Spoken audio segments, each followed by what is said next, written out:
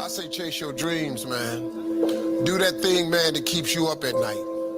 That thing that bothers you, man, that makes you trip. You can't quit thinking about it. That thing, man, that you wake up in the middle of the night, you got a new idea. That's what you got to chase.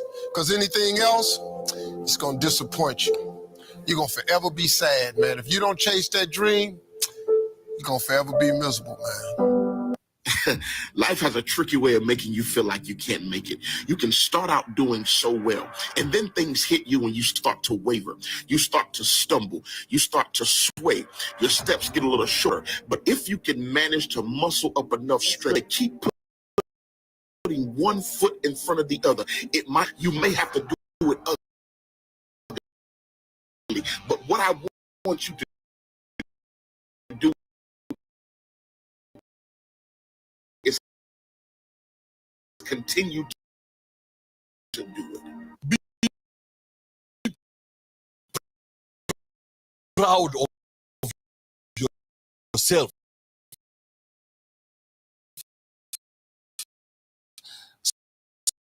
Small achievements.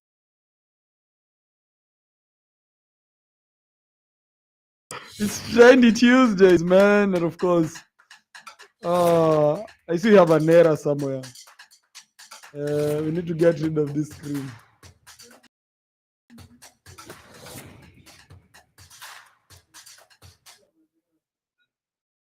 Oh my God. Ladies and gentlemen, welcome to the Nine Live Show. It is Trendy Tuesday. And of course, you're going to have socials unfiltered, man. Welcome to the Nine Live Show. My name is JJ. And of course, this is the Nine Live Show. Welcome, everyone. Oh my God.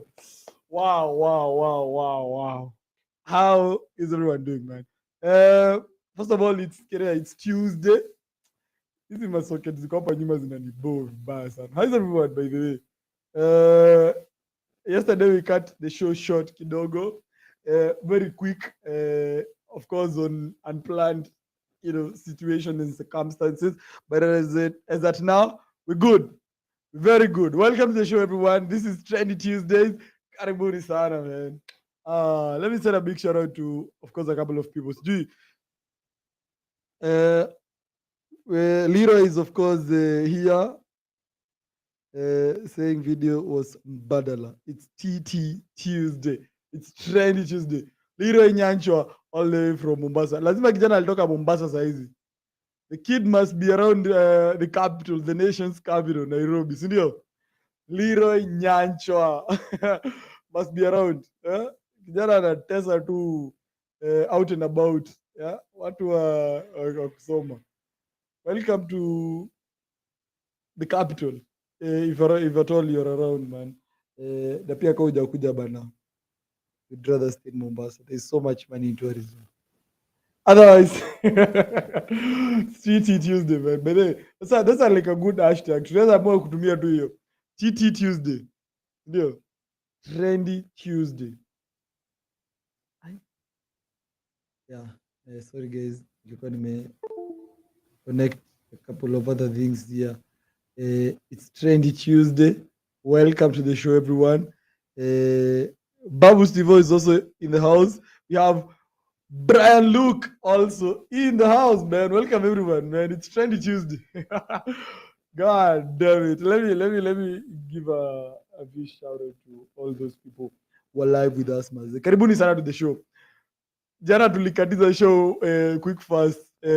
Of course, sababu ya nini naitangaje unpredictable circumstances zingine tulijikuta tu nazo, kama by the way jana nilikuwa nasikia even whatever I'm saying is just trash. Okay, not like literally the thing what I was saying was trash, but what I was getting through my ears was trash. So that's why maybe nikasikia no, I can't continue with this show.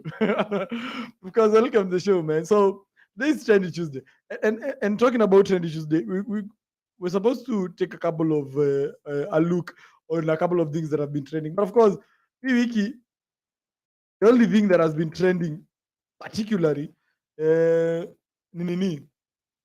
this whole thing about the, what do you call it, the climate change. And then nika imagine the climate change, this summit that is happening saizi, was set up by a very own president. Yani, aliamua, you know what, guys? I'm sure he's the one who set it up. I don't know. I'm with a couple of other people to make that thing happen. But I remember that time when he was giving his Paris speech. That time, I'm sure. Let me get that. Let me get that speech. Let me get that speech. That speech. I need to get it. You don't go to the real speech. Yeah. When was it? 22:30. Let's get the speech. Ali told, and then he said, "I welcome you guys to Nairobi." You know, let me bring him. That time to look out and refer like the African. Who's this guy? The African voice. Yeah, is the one talking on behalf of the whole freaking continent. He went ahead and said, "You know what, guys? Guys, I bring you greetings from Kenya, Uh, land of the greatest." Wait. First of all, this speech remains so special for Jose too, because acha kwanza turudi tu nyuma. Let us just see the view. When napenda tu his speech. You remember this speech? This is Paris. This is Europe. This is the president of Kenya and address this podium. Paris, please welcome the president of Kenya, William Ruto. And whatever he was about to say was not even a big thing, rather than how he said it and where he said it from. This is Paris, bro.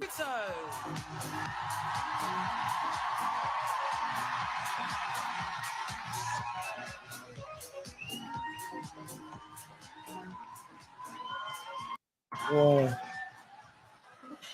Guys, I bring you greetings from Kenya. Hey, guys, I bring you greetings from Kenya, the land of the greatest marathon. I remember this speech. The land of the greatest marathoners from the youngest continent in the globe. It is wonderful to see you, so many people. This was when he invited all these guys to Nairobi.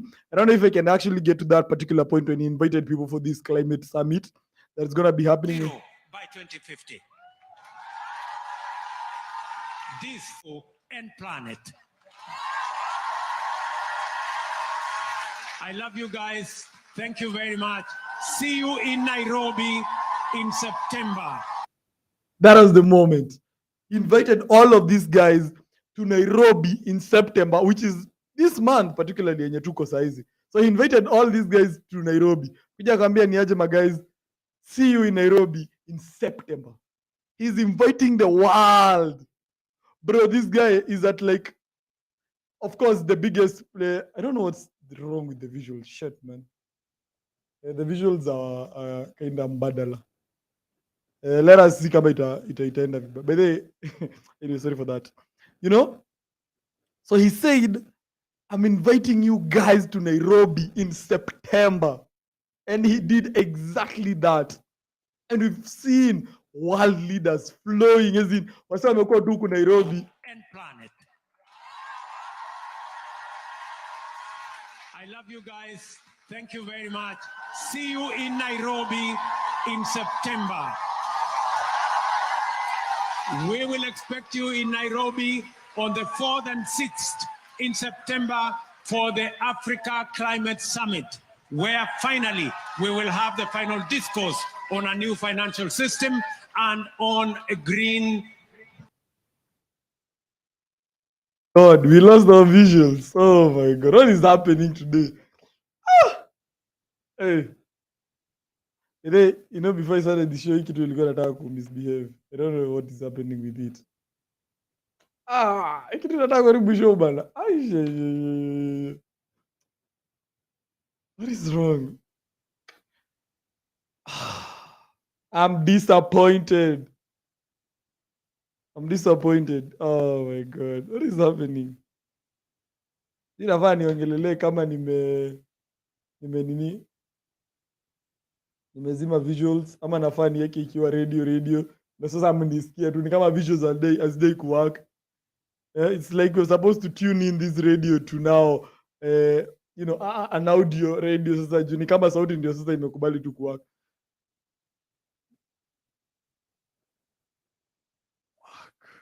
I don't know. We're good. So I was talking about that speech in Ilipiano president back then when he was in Paris. So he went and said, I invite you guys to Nairobi.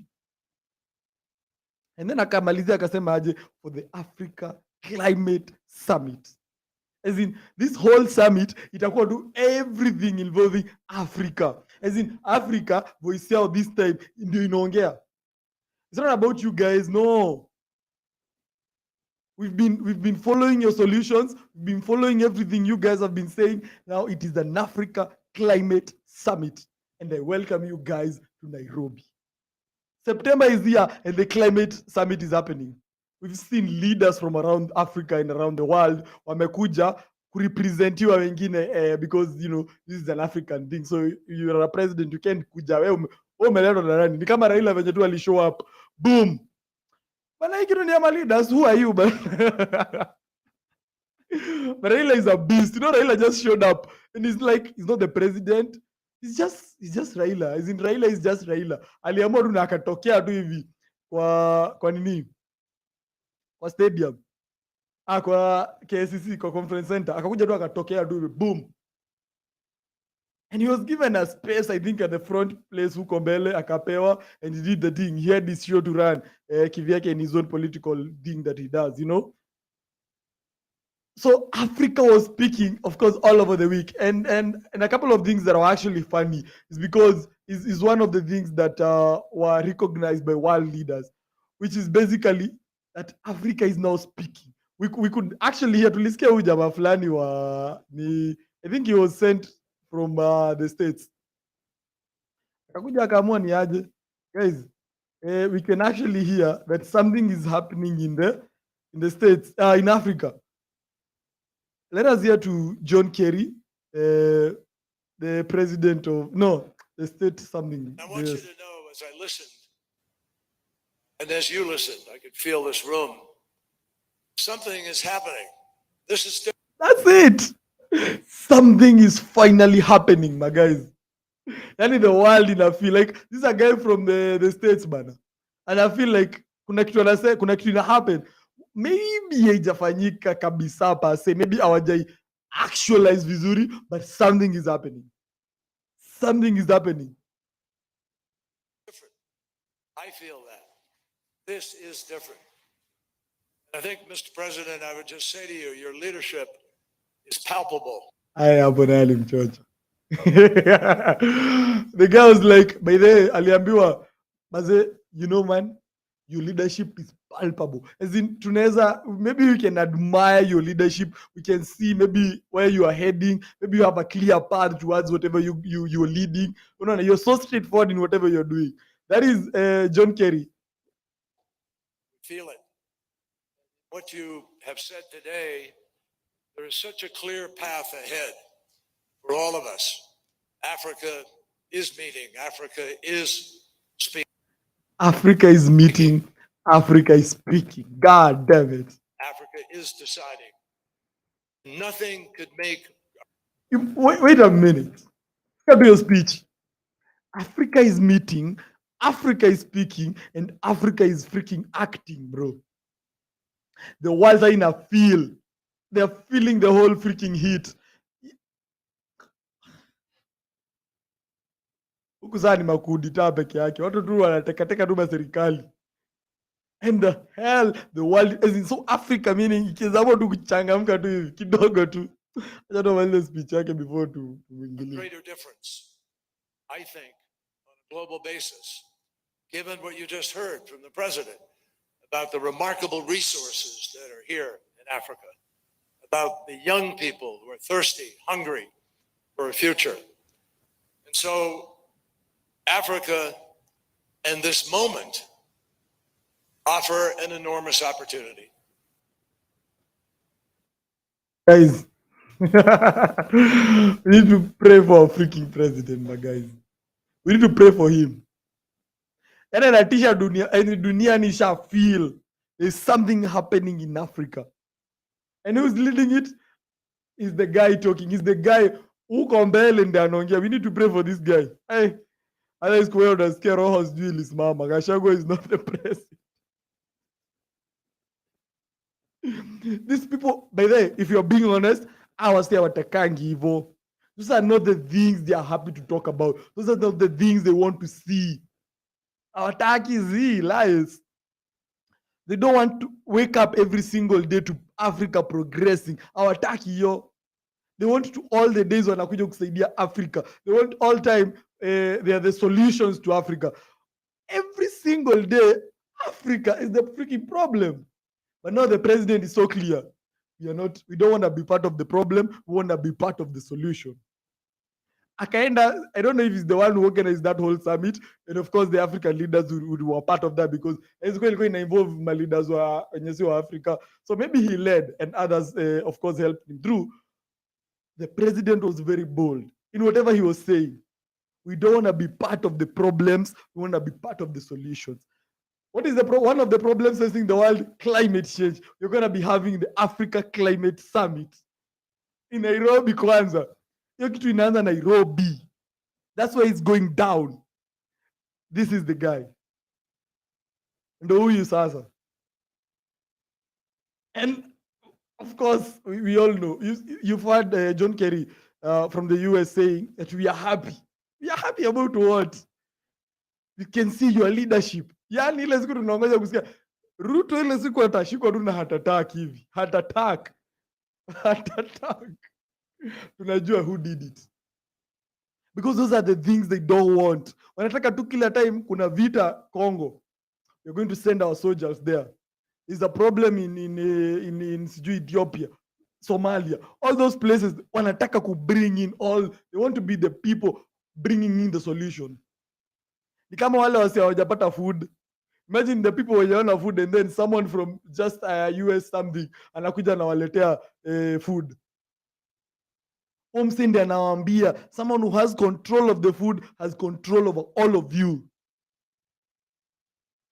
Whether you guys agree or not, I think that's very true. I think there was that time back then in Somalia. Yeah, siwezi kumbuka the exact time and whatever was happening, but food ilikuwa ina bringiwa in as donations from the states, sindio? So hii donation imefikia wasewa nini? Imefikia wasewa Somalia. But what is happening in Somalia? Hii food wasewa waiget because kuna wasewa wameihold. And then saa wasewa wenye wameihold ni wasewa Somalia, sindio? So ndo wasewa conform to whatever these guys want them to do. But now we have the food. Otherwise you guys are going to die. So mnachuniwa tu food hivi kiasi kiasi. Unaona?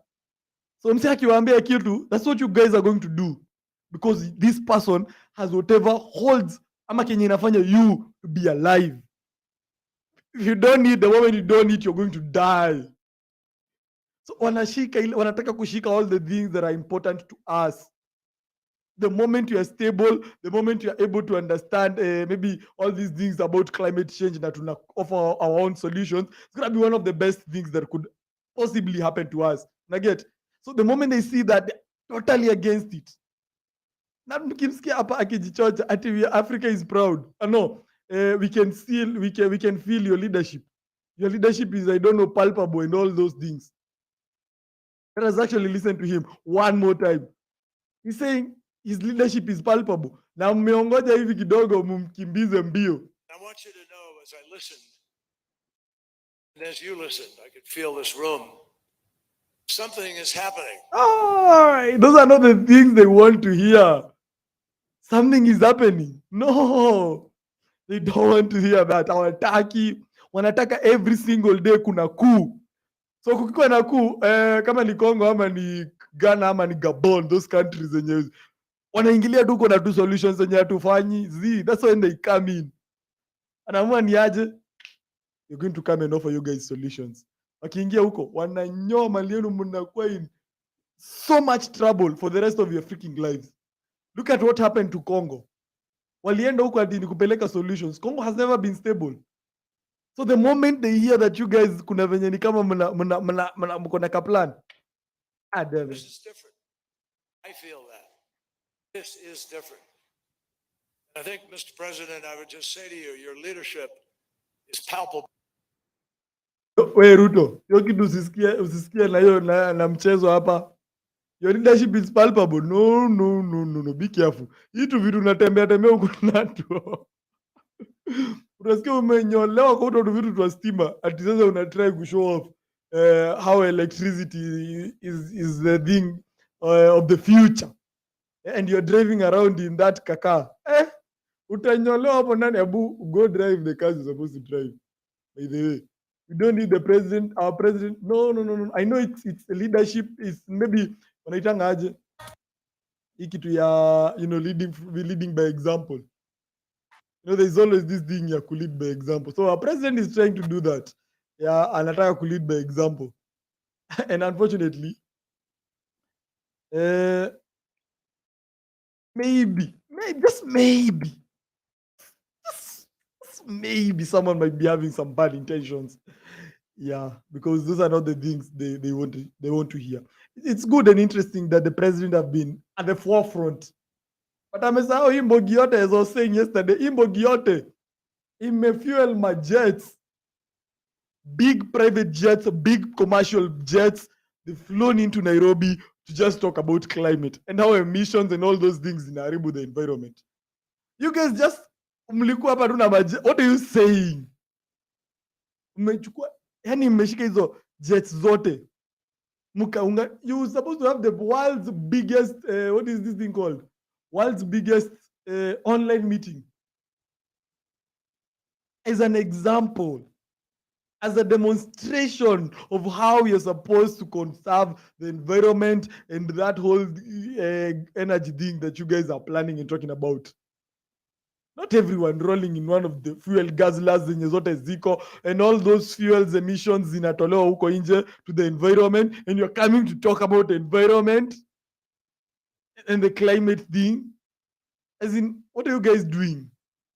By the way, if you're just to be serious, what are you guys doing? Mnakuja aje kuongelea climate na yani ile vitu mmetupa huko juu huko mkikuja na mandege, hatuwezi hata hesabu. We can't count all these emissions that are being released when you guys are coming for the summit. All those, Achani president, by the way, he's the only person who's trying to show some kind of, we are using emission-free cars. This is electric cars. And by the way, I saw so many electric buses that I've never seen in my life. By the way, sijajua hizi vitu ziko mingi hivi Kenya. Look at that clip here. Aish, kuna electric buses mingi hivi.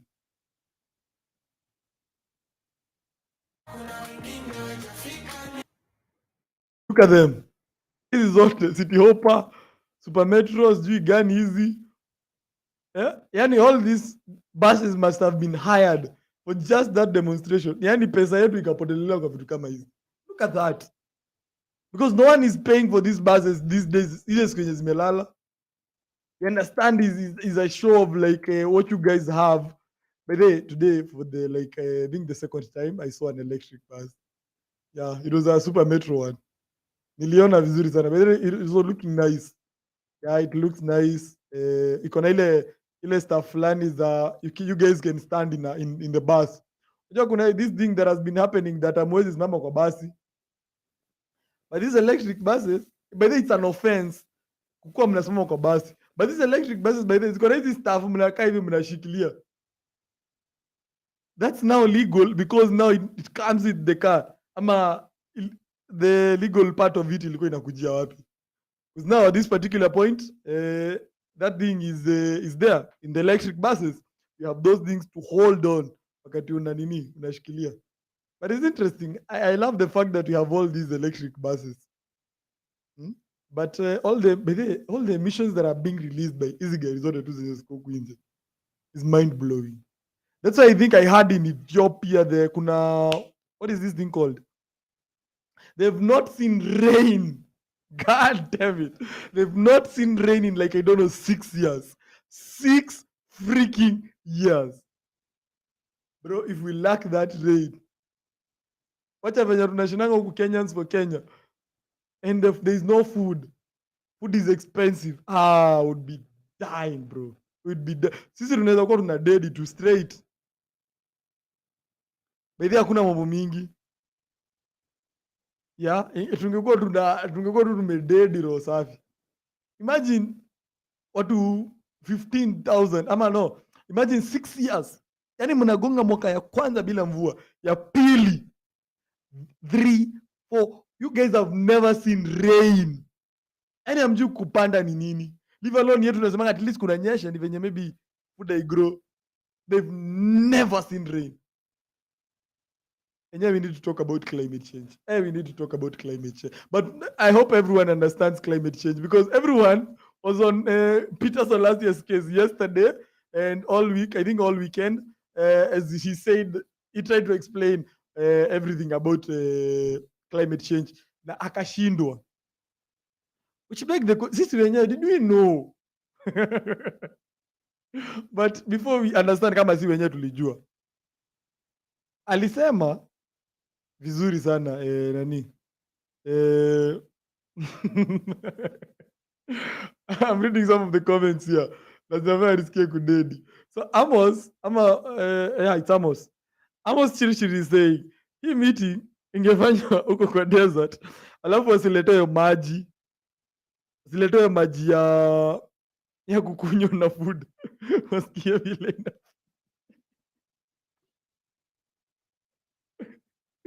yeah, at least, yeah, that's so nice.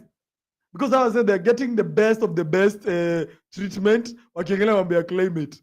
Our desert shall be, if we have one in Kenya, shall be desert huko. The be taken there for like how long? For like maybe hizo siku watakuwa huko. Wachoma na jua or feel the impact. Hao watu wanakuja kuangalia mambo ya climate change wanagongwa na joto. You guys, there's no way you are in AC rooms and then you guys talking about climate. See, and feel the impact. Tokeni nje mwende mchoma. That is so interesting.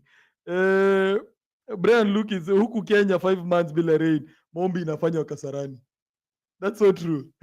Remember kuna siku lakini these guys bwana wanachezanga. Kuna hii siku they knew the season of they knew because unajua kuna disruption of the whole system ya mvua venye inakuanga, but they know there is just a time like lazima tu kutanyesha, so they went and hosted those prayers huko and they are praying for rains. Na hiyo siku hatujakosa mvua, we've been having rains regularly kawaida. Imagine we lack it for 6 years. Brian Luke said in 5 months we'll be having prayers at Kasarani. Tunaombea mvua. Tunaita ma rainmakers. You know those people walikuwa kwa kitambo tulikuwa tunasoma kwa vitabu ati kulikuwa na rainmakers. Hao ndo wangekuja saa hizi. And they'll be talking about rainmaking. At this but yani 6 years later wanakuja 5 months later rainmakers wamejaa hapa. Watu wakwenda kuangalia Mount Kenya akina Gachagua and the team. Mount Kenya straight. Oh, we need rain. Yeah, we need rain. Hey, one of them is saying that Kasarani itakuwa imejaa by that time. And of course, it's just PR after PR. It's Agenda 2030. Sudden Factor is, of course, locked in all the way from Sweden. Welcome to the show. Sudden, man. It's Tuesday. It's Tuesday. Man. So, as I was actually saying, yeah, yes, kuna all these buses and everything, but maybe I saw a clip of a newsroom, Zamaju and all those news stations wakisema. Let me actually read whatever they said. Yeah, you don't go to just a minute. So they say, yeah, yes, Africa is hosting the climate summit, and they want to have all these people talk about electricity and all those things. But on the other end, we have 400 million Africans not connected to electricity. Leave alone ya magari, by the way. Leave alone ya magari. This is because now, as our president is trying to show us, ni ati barabara, as in electricity is the next thing. Electric cars, electric modes of transport. We have over 400 million Africans. Hawana hata stima. This one that you guys can see me with. Hawana hii. Na tunaongelelea about them having electric cars. Are we guys still in the same conversation? Ama is just everyone talking around, kila mtu anaongelelea kivyake? Or are we getting to conversations and they are far much ahead of us? Because I don't understand how a continent with over 400 million people not connected to electricity, hata ikujange once. Hawana hiyo. They don't have it. And then you're talking about electric cars. You're not in the same page. It's a good conversation. It's a good topic to engage in, but we are not in the same page. Mtu hana hata stima ya kuona. Mtu anapika na kuni, anapika huko kwenye yako kwa vichaka. Mnamwambia story ya stima ya magari. We are not talking about the same thing. Okay, understand. Sio lazima sisi wote tukuje sasa juu ni electric cars, all of us to have cars. The same case tuko na barabara, but sio kila mtu akona gari. Na get, I mean, tungesema for example, we would build roads because in Kenya, for example, we have 20 million Kenyans who don't have cars. Hapo we will be lagging behind. I understand that. In that whole context, tukiamua ni reason that way, because we have over 400 million. Bro, we are addressing the wrong thing.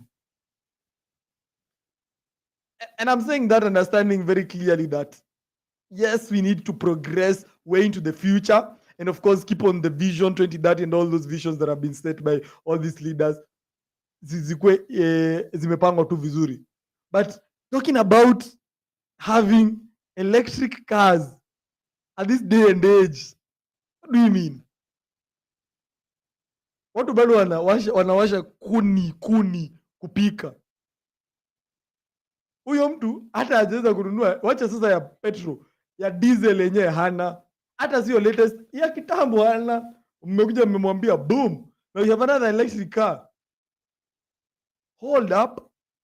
Ni kama venye China unasikianga wameanza kudetect. You see, the police officers, there was a time they were wearing some goggles ndo waweza kuscan the these and all those stuff through their facial recognition and all those technology. And we as Kenyans were like, wait guys, bado tuna register SIM cards, tulieni. Tulieni. China, hold up. But now we are still thinking of how we are going to finish registering SIM cards. Na nyinyi mnaanza kudetect wezi na glasses. So it's the same case I feel for like wale wase wako huko mbali. Okay, like wait guys, hata hatuja ndio tunafikiria vile tunaweza move from jiko tuende kwa makaa. Nyinyi mnaanza kutumia mambo ya magari ya stima. What are you guys talking about? We've never seen electricity at our places. Me, I know of someone who lives in Narok County. As in stima ni mbadala. Hawana stima. Hawana, that electricity is not there. And then there's all of us here complaining that we need electric cars. Because sasa, mmekaa hivi mkaona, hizi zinatoa moshi sana. I don't know if that still exists today, that kuna place magari pia hawazionangi sana. It's not so often for you guys to see cars. Maybe gari ya saa fulani kikupita, wewe mpaka siku ingine. Understand? There are so many people in that direction. So should we continue moving forward to more progressive things? Ama ni tuende to get back to these people wenye tulikuwa tumeacha hapa nyuma. Kuna watu tuliacha bana, gas hawajaiona. These guys, the only means of even like cooking and all, as in, let's even leave that alone. Kuna watu maybe mpaka saa hizi, I don't know if that's true, wanapanda kwa mamiti ndio wapate network ya simu. You know, there are people, yeah, I know, but there are people I know wenye wanang'ang'ana kupanda kwa mamiti ndio wapate network ya simu. Na in the same country, they're having so many different conversations huko za magari na stima na vitu kama hizo. We understand maybe it's good for the future and the global well-being, you understand, but are we really addressing the right thing at this particular point? Should our president be there standing on a podium with world leaders addressing things to do with climate change, ama ni akuja shughulikia watu wenye huku wanahangaika? What's your view on that? Because okay, I understand pia na sisi tukiamua ni kukaa hapo tutakuwa tunataka sana kulag behind and all the things that are happening. Dunia inasonga na sisi hapo tumekwama, tumesema mpaka watu waanze kupika na gas ndio tutaenda kwa magari kwa stima. I know kuna vitu zingine tu tutabidi tu tumeacha wenye waachwe nyuma. Ama seriously saying, si muongelee hata kila mtu aeke food kwa meza kwanza. Yeah, nice. Yeah, talk about food for kwanza before muongelele about other things, because hata ukiongoza watu wamededi, what is happening? Imagine leading a country with no people. Everyone is just dead of hunger. Everyone is just, because the moment you lack food and the basic needs, hizo ndo kitu important. Mbona Dhombe is saying, and numbers don't lie, but you are moving fast about electric model of transport. It's interesting. By the way, I'm wishing for that day I'll hop on such a bus. I was like, nilikuwa napimana hivi leo and I'm just looking at it. Naiona and I'm admiring it. Japatana na hop on one, and I had it. Kuna venye inaguruma hiyo kitu. Kwani pia electricity is not silent. It's interesting to have that. So we hope that we have progressive things, because at this particular point we might be engaging in like the wrong things. Sababu kuongelea mambo ya magari ya stima saa hizi kuna watu bado wanateseka na mvua. Let me actually get that. They were saying Africa is so much focused. Right now we are talking about climate change. Sindio? But over 400 million Africans hawana stima, and we don't even have access to clean drinking water. That was the statement.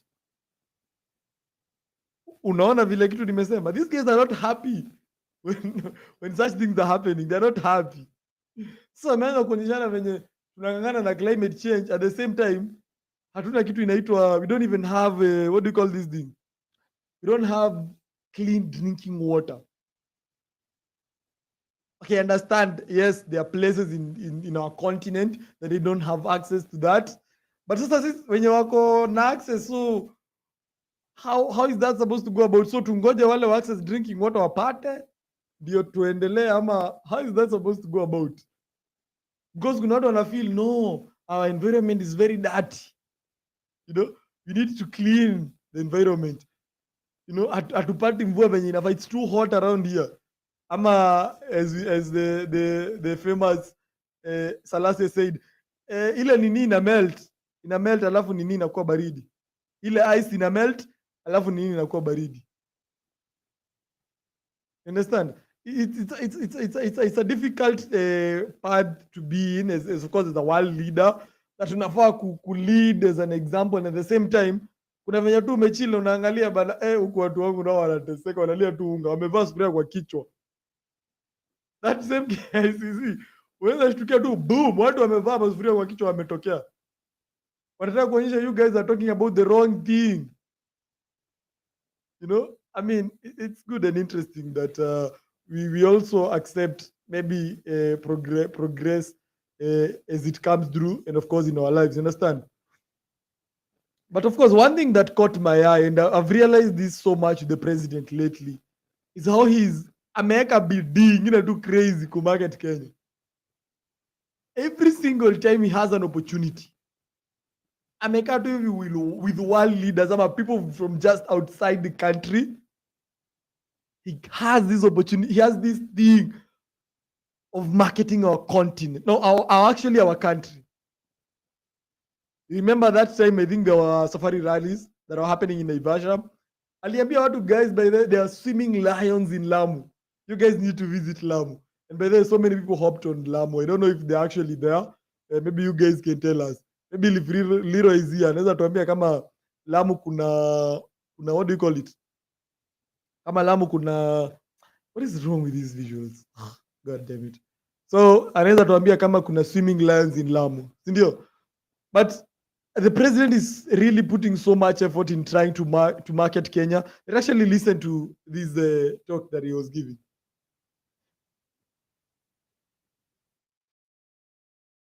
In the sun.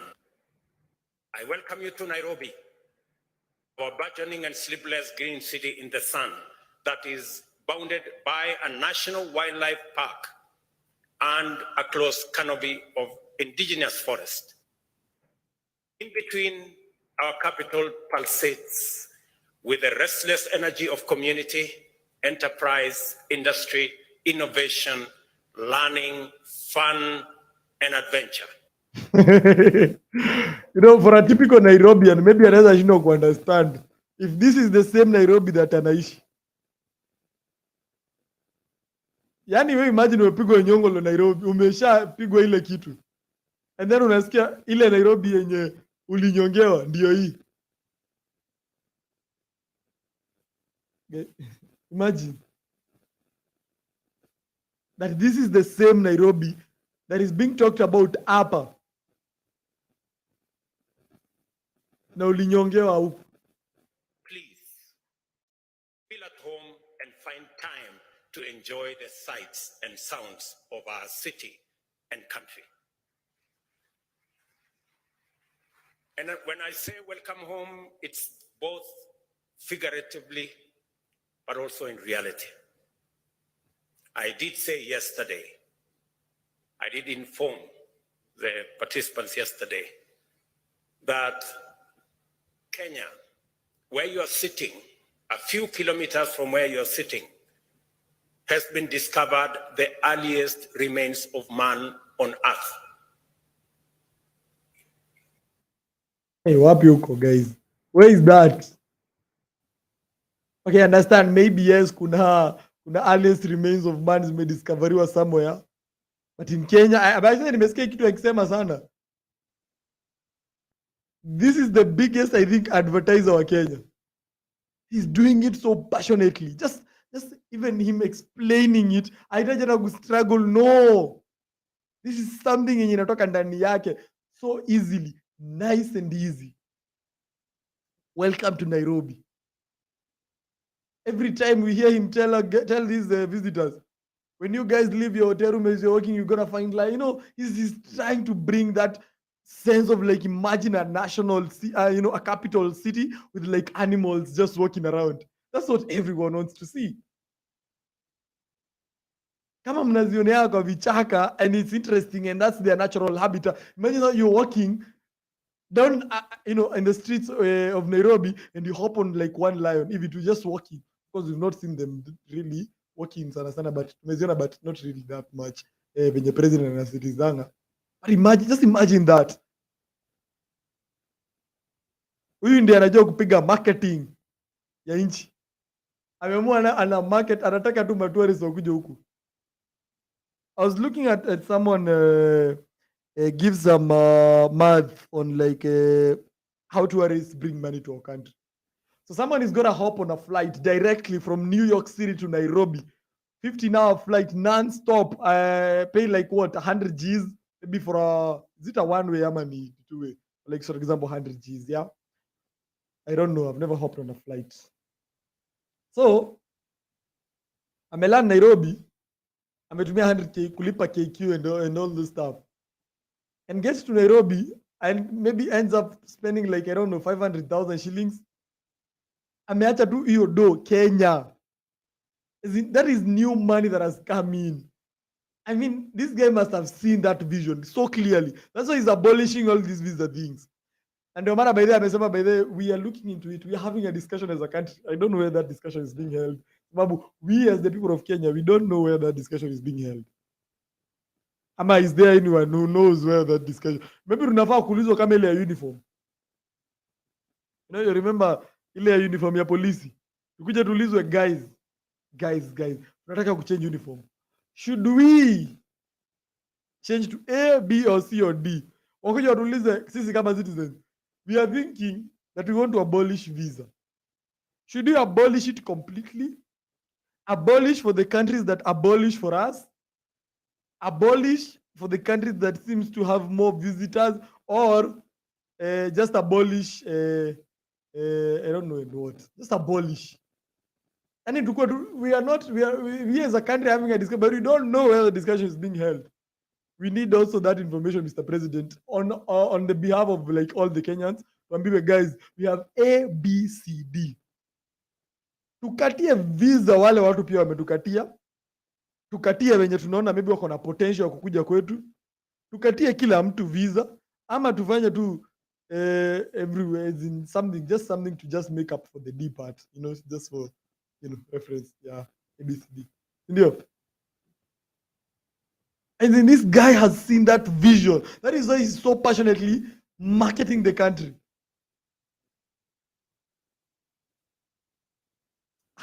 God damn it. I just want to listen to him. And it means that before you guys went all over the place in Africa, Europe, and America, and the rest of the world, we all began from here. But I don't know if he's telling the truth. Ama he's just like the guy mwenye anaambianga watu. Yani ameambia dunia mzima, you guys came from here. And there's no need for us as your homeland, to ask visa from you guys. So everyone from anywhere around the world. Ukikaa hivyo usikie uko na dhao zako 20. Dhao zako so $1 million you have somewhere sitting around. Just hop on a freaking plane and land in Nairobi. Ukuje uspoiliwe hapa na watu wanakupea pesa, watu vidoshodosho huku wakunyonye pesa yako. All these clubs that are around here, all these entertainment joints, all these national parks that you have around, just come and spend your freaking money. I don't think someone ametoka kwa nchi yao. What's even the threat? Mbona watu wanaitisha hizi visa zote? What is the requirement? So just get on a freaking plane. Wewe kuja tu Nairobi kama unataka kuja Nairobi. Kuja. Kama ni gaidi anyway, I mean, atapita tu airport zao akuja na apite hii. And we know even kama mtu ata maybe has bad intentions, if they want to get to Nairobi, they'll get to Nairobi.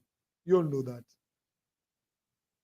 Maybe it's hard, but they will get eventually to Nairobi.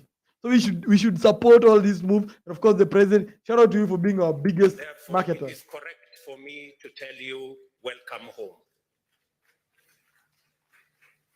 And while you are away, and this guy allowed to compare that sense of ownership. Come home. It's best for me to tell you, welcome home. If this guy is, by the way, I don't know, your conversation mahali iko, sisi tunasema just abolish the visa requirements. Achana sisi tutangangana kupata if that's the big problem with them. Hao wale watu wako na hii dunia wako na pesa, yani tu wasikie tu ukitaka kuja Kenya unatafuta tu the next flight to Nairobi.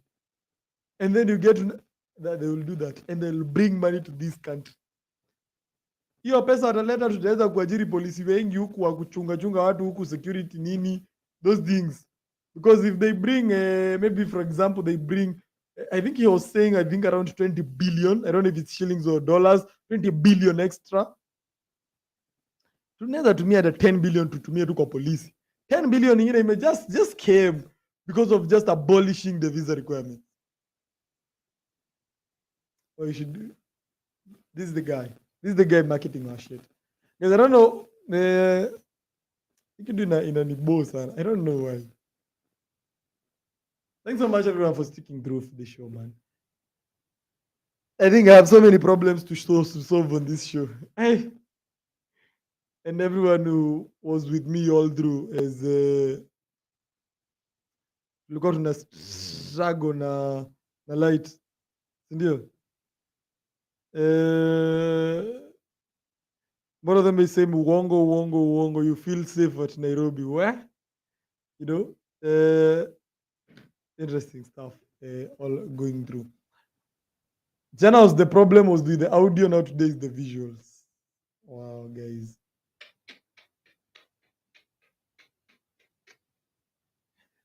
Hii maisha iachange kutufanya ile kitu. So the quality is good, but the nini the nini hii kitu venye ina spread is mbadala. I work vizuri. Imagine how the quality is looking nice and easy. Na inashinda ikishosho hizi mavitu. Inaniboa vibaya sana.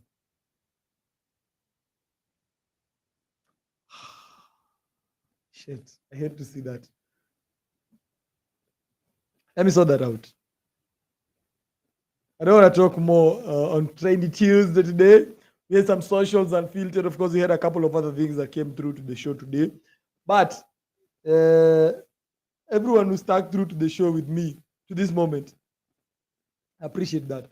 Let me send a big shout out to all those people who tuned in today. We have Moro Dombe in the house, Amos Chilchir, Brian Luke, Bucket List Checkers, Sudden Factor, Steve D. Dohals. Cyberline Electronics is also in the house. Mungai. Unakumbuka, I told you. Inetu Anjiko said, tuko live vibaya sana. Welcome to the show. Who else? Steve, no, I said Steve the Dollars. Steve the Dollars.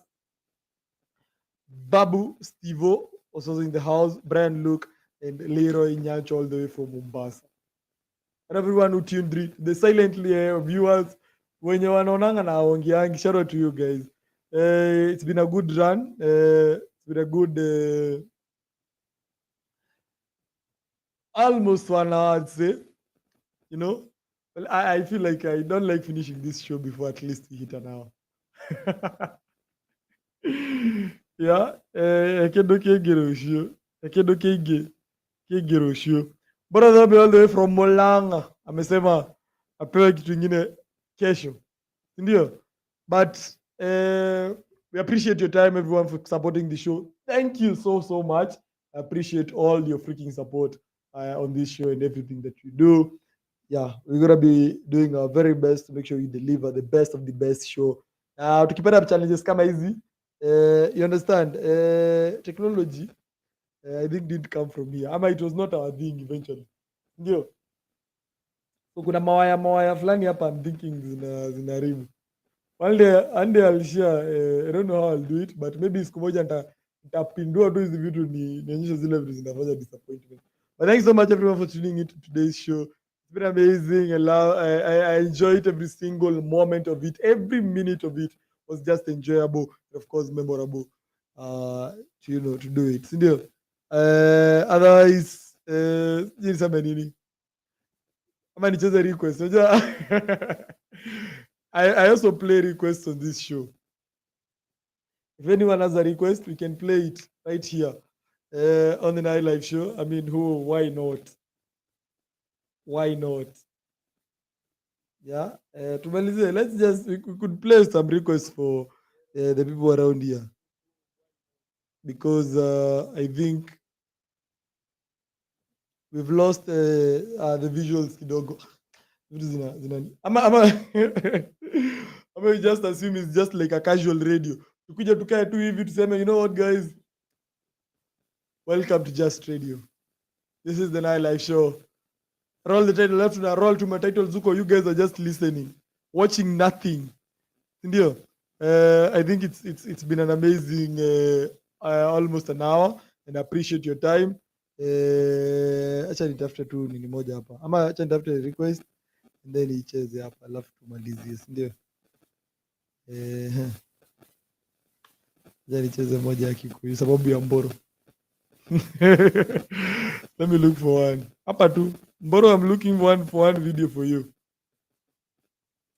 All the way from Murang'a County. Murang'a County.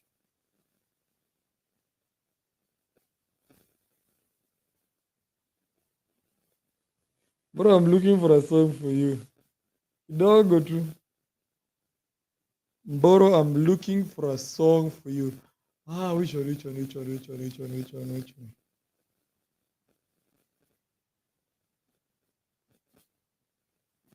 Thank you so much, everyone, for watching the show. It's been an amazing it's been an amazing time for you guys, and of course on Trendy Tuesday. Thanks so much for watching and of course listening to the show. I appreciate every single support and of course every single minute that you guys have been with us. We appreciate all that. It's been Trendy Tuesday, and of course this song is gonna be to me and Boro Dhombe all the way from Oranga County. Asante sana for always supporting the show, and of course always coming through to the show. Boro Dhombe, Roshio.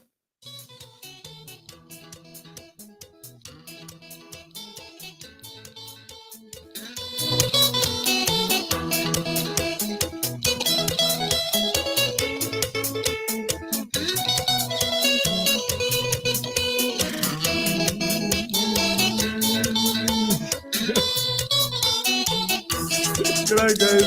Wale maitutiga witigera wa monai au tukinyete twererete na thina kuma tathutũkania ya kũrĩa na ikũmbĩ noguo ngĩona mũigua ciamenyire kũmatha kũrĩa na kũnyendete irio nĩ ngogoyo ya igwai ĩreragĩra rũkũ-inĩ neka ya kũigana ningĩenda kũririkana thĩna twarerirwo naguo matũigĩte na ndogo ta riko rĩa ngũnjigũ.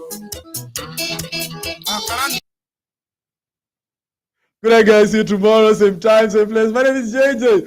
I'm signing out. Roshio.